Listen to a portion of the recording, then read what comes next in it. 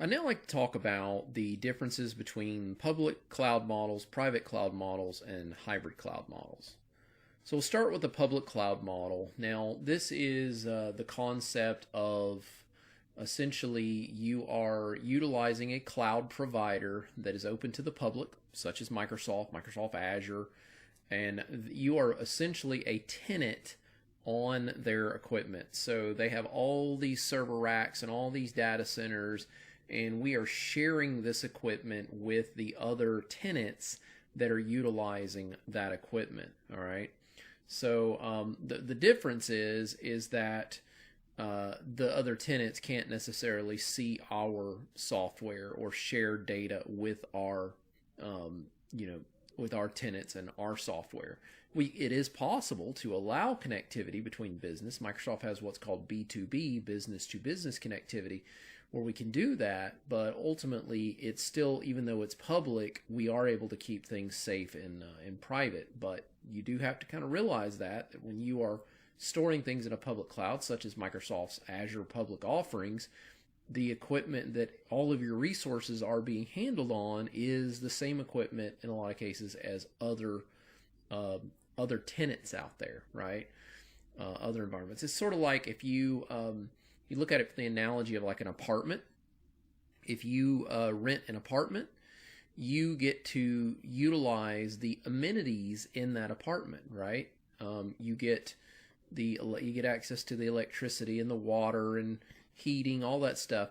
But then also you get access to the amenities outside, in the apartment complex. Maybe there's a walking trail, maybe there's a pond, maybe there is a playground for the kids, and you share those amenities with other people that are also tenants at that apartment complex. That's the idea of a public cloud. Now, one of the benefits, of course, of that is it's lower cost. So I don't have to go out and purchase hardware, software myself. The provider, such as Microsoft, is going to provide all this for you. There's no maintenance. You're not having to deal with the hardware. If I had to pick one thing I would say that people love about cloud services, it's not dealing with all the hardware maintenance that you have to deal with on-premise data centers. And then, of course, they tell you, you almost have unlimited scalability. You can scale up to extreme amounts of services if you need to. Whereas with hosting everything in an on-premise environment, you have to buy all the equipment, and if you don't have enough power to handle it, let's say you were dealing with web servers, you might have to go out and buy more servers to meet the demands. And then finally, reliability. You get tons of redundancy with the fact that there are all these data centers. Microsoft has close to 70 different regions with about 3 data centers apiece in each region in the world. So there's lots and lots of redundancy available to us. So that's the idea of a public cloud. And again, the big thing I want you to take away from this is the advantages. So lower costs, no maintenance, near unlimited scalability, and high reliability. So then we get to private cloud. Now, private cloud, the idea here is all the equipment that is hosted in a private cloud is solely dedicated to just one company or just one organization. All right. Now that you could host this in your own data centers, or you could pay a provider to host it, like Microsoft and the DoD have an agreement. There are data centers dedicated to just the Department of Defense in the United States. And Microsoft hosts the equipment, but they are the only ones that can store anything on that equipment. All right. So it's not uncommon for government agencies to do this, financial institutions, companies, and organizations like that. Now, advantages, you get more flexibility because the equipment is dedicated to just that one organization. The biggest thing I would say is you get more control because the resources are not shared by anybody. Okay. You can also say, well, we also get more security because it's also not, there's no other companies, no other organizations that are sharing the equipment. And of course, you do have some more scalability with that. because you don't have to worry about, if you're trying to scale out, if some other company has used up hardware that is no longer available for you to scale out to. So you get lots and lots of scalability with that as well. So that's the idea of a private cloud. I would say probably the biggest disadvantage to a private cloud is it's way more expensive, because you have to basically pay for the equipment to be dedicated to just you, or buy your own equipment, set up your own data centers, and then you have all the headaches that's involved there. So that's the idea of a private cloud. Lastly, we have a hybrid cloud.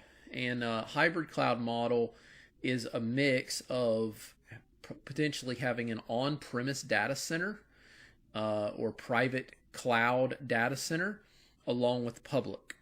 And the benefit you get here is you kind of get to pick and choose what's going to be on-premise and what's going to be in the cloud. And this is where most companies are nowadays. Most of your companies out there are in a hybrid environment, because for decades, companies have always had their own equipment. We as admins would have to set up a data center or some kind of server room in our buildings. We'd have to have air conditioning. We'd have to have enough electricity. We'd have to, have redundancy. We'd have to set all this stuff up, buy all the equipment, maintain it. And that's the way it's always been. Well, slowly but surely what companies are now doing is starting to move resources into the cloud, which means at that point you are in a hybrid environment where you have some equipment on premise, and then you have some of your resources that are being handled out there in the cloud services, okay, as public services. Advantage of this: control. Your organization can maintain some private infrastructure for sensitivity needs if they need to, and they can decide when it's time to move things out. You have flexibility, and so that's probably one of the biggest advantages. You have flexibility. You get to choose what's on premise, what's out in the cloud. And with flexibility, that also means that if you need more resources, again, maybe we've got all these web servers hosted on premise, but the web service is growing and growing. Maybe we now move our web service out to the cloud and let it be hosted out as a public cloud service, so we can expand with scalability.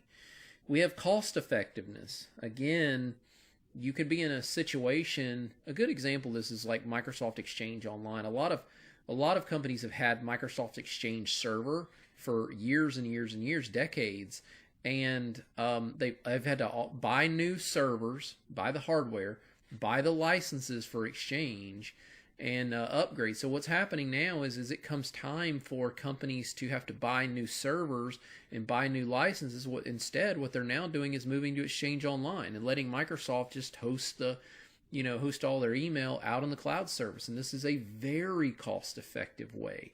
I did some consulting work for a hospital a few years ago, and that was exactly what they were doing. They were tired of dealing with the on-premise Exchange, and they were ready to move into Exchange Online.